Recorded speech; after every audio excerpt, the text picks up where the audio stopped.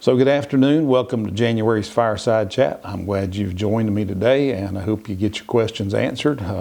If you didn't send a question in, then be sure to do that next time around, and we'll be sure to get it and to try to address it.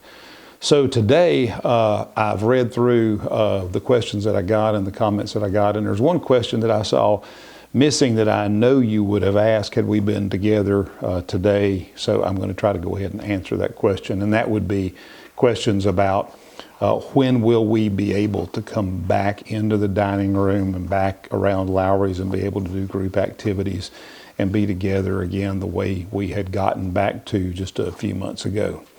And the answer to that has to do with the county positivity rate. We sit right on the cusp of Lexington and Richland County. We watch both of those positivity rates, and we need for those positivity rates to drop below 10%. When they're published, they're a 2-week look back, and that's what we've been instructed to look at, as a 2-week look back. So every Tuesday we can look at the rates. Every Tuesday since we stopped doing group activities on campus, those rates have continued to climb. Now they've climbed in small increments up until last week, but last week they went over 15%. So we're watching those. We will watch them come back down.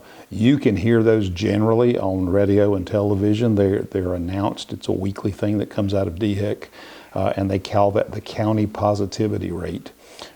So we'll keep you abreast of that, and we'll try to do a better job of getting something out to you weekly so that you understand where that is too, because I recognize that getting those activities started back is something that's important to you. It's important to us, so we'll keep you posted as best we can going forward on that. So now I'll get to the questions that were posed to me by you for today's meeting. First question is, when will the extension of Main Street and the corridor to the Wellness Center be opened up? That will happen as soon as we receive the certificate of occupancy to occupy the new building, and that is anticipated to be on February the 15th. So not too far away, but still a few weeks away. So look forward to that happening on or about February 15th. Next question, is there a move-in schedule for Hopewell? When will it start, and how will it proceed? So there was a definite move-in schedule that was really already worked out for all of the folks who are going to be moving in. But we've had the completion date move forward a few weeks. That county positivity rate has gotten a hold of our subcontractors the same way it has at Still Hopes.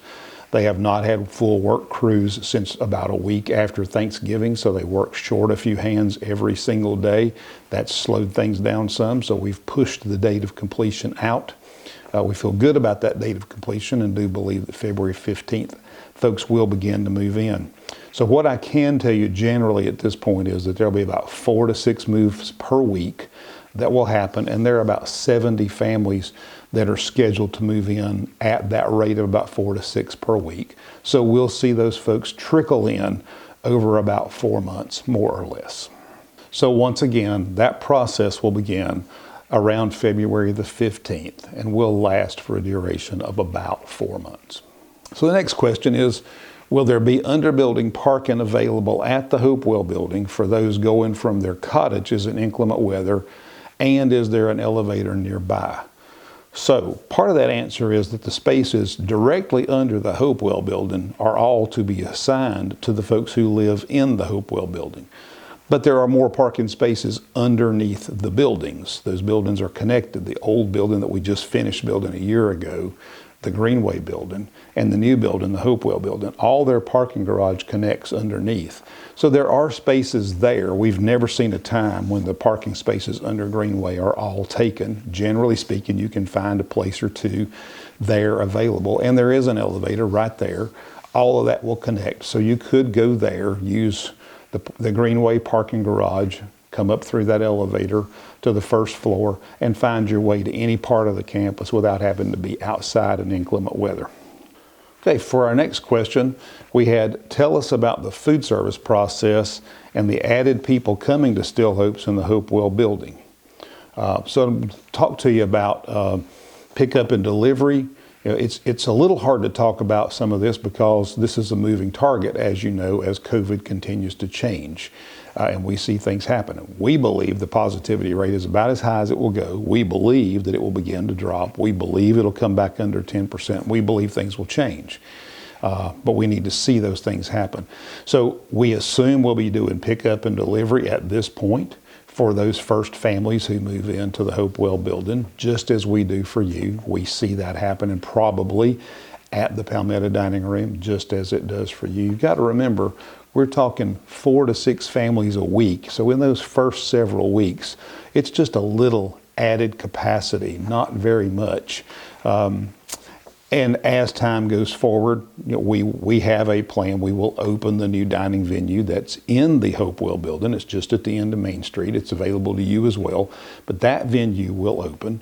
It's a venue similar to, yet different than Lowry's. Similar in size and scope, but scheduled to do more healthy choice dining as it opens.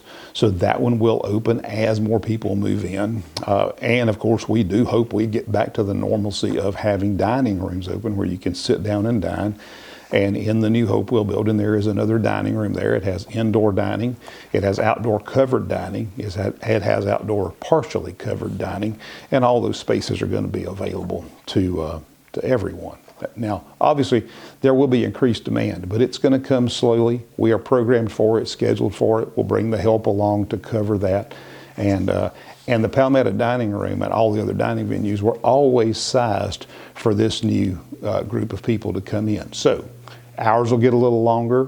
That Monday thing where we've historically been closed in the Palmetto Dining Room, that will go away. We'll be open all the days of the week, and we'll be open throughout the day.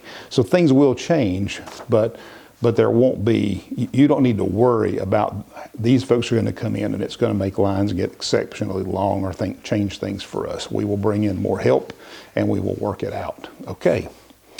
The next question I had was, what criteria determines when we can resume dining together? I've talked about that one already. It's that 10% positivity rate in Lexington and Richland County. We need to drop down to or below 10%, and we need to stay there. It is a 2-week look back, but the numbers that are posted by DHEC, again, are 2-week look backs. So all we have to do is listen and watch for the number that they post. They generally post those numbers every Tuesday. Next question was, have plans been finalized for the Bistro remodel and for the pub's relocation? Plans at the schematic level have been finalized, and the detailed plans that are needed to get a building permit and actually do the work are being developed now. So that is a process.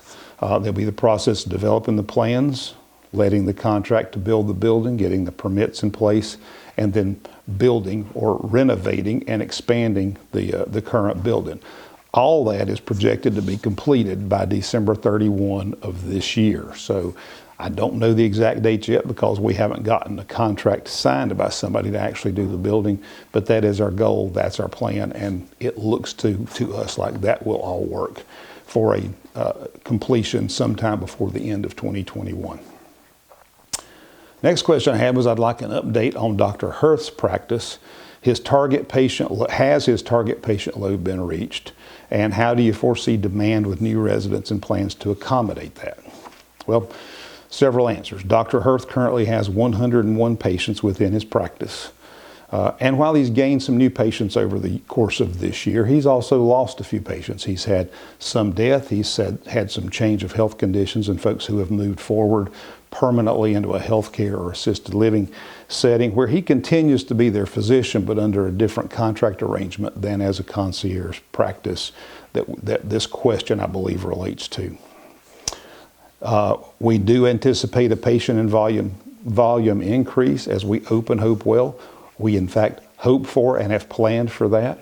It takes those new folks to turn this into a long-term viable solution for your care. We do see that it makes a lot of sense and that it's good for the folks who are using it. Encourage those of you who have not yet made the change to consider that and think about joining that practice. And we have several people in Hopewell that are anxious to join the practice and have been waiting to get moved here so they could. In fact, we've had a couple that have joined even before they get here, just because they needed a physician and they lived close enough by to let that happen. From Dr. Hurth's perspective, the answer is it's not at all unusual for a practice like this to see a patient load of 300 folks. we know we can't get all the way to 300 folks. So we're in a really good comfort zone for, even with the expansion, that this works well. And longer term, again, Dr. Hurth and I speaking together here, longer term, the intent has always been that a second physician will be hired in so that Dr. Hurth's not on call 24/7, 365, but has somebody to spell him and to relieve. And that also will take some pressure off and allow the practice to be larger and everybody still to be seen whenever they want to be seen. Our next question is, what percentage of Still Hope's residents and staff have received the COVID-19 vaccine? So for staff, that number stands at about a third. Anybody who had symptoms was asked to wait until the next clinic that's coming. From licensed residents, about 90% of those licensed residents, family members chose for them to have the vaccine. And in the independent apartments and cottages where you live, 94% of the residents were able to take the vaccine. There were 14 residents who weren't able to get the vaccine because of quarantine or having just recovered from COVID. Next question will answer some more questions that I could talk about here, so let me get that question in. What's the schedule for COVID vaccines here at Still Hope's for the licensed areas and for the apartments and cottages? So we've conducted 3 clinics. We've had one in skilled nursing, we've had one in assisted living, both of those included some staff members, and we've had one over on this side of the house for apartment and cottage residents.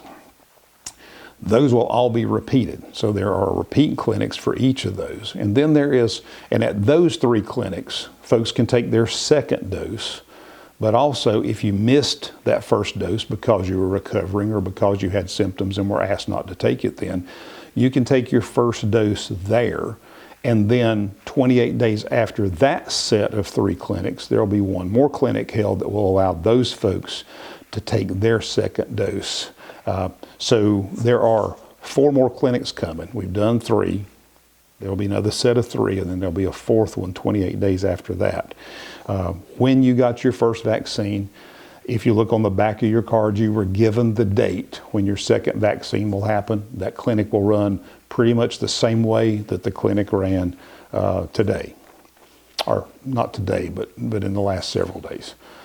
So next question is, we had multiple comments come in from folks about the COVID vaccine clinic, comments just praising us up and telling us what a great job we did, and really giving kudos to the staff for how well they performed. So I'm going to pass all those comments along because there was an army of staff that worked tirelessly and with big smiles all day to help make that happen. I'll pass that word along to them. We did do the day with almost no hiccups, despite the fact that we had only 24 hours to prepare for that event. I think the largest glitch that happened all day long had to do with the fact that the CVS team got here about an hour later than they had said they would arrive. The problem with that was that they began the thawing of the serum, which comes completely frozen. They began that thawing process about an hour late. So our entire day got off to a start that was about an hour late. It in fact caused us to have to reschedule some residents, and that was a glitch, and we know it was. But what I need for you to know and understand is we're going to do this one more time. And it will be our second time trying to figure out how to do that.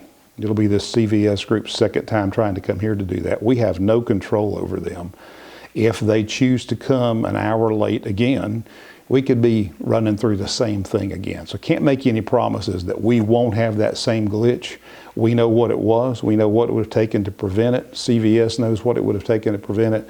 And we hope that the best outcome is what happens. But no matter what happens that day, they stay, and they will stay with us and stick with us until every person who wants a vaccine has been vaccinated. So rest assured, you'll get your second vaccine when it's due. Next question, this one's kind of a fun question. When will we know how old the red oak tree was?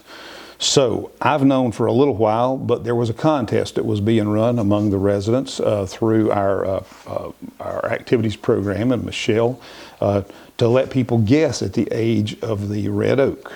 So today's announcement coming from here to you, and this is the first time that we've said it out loud, is that the red oak tree was 137 years old.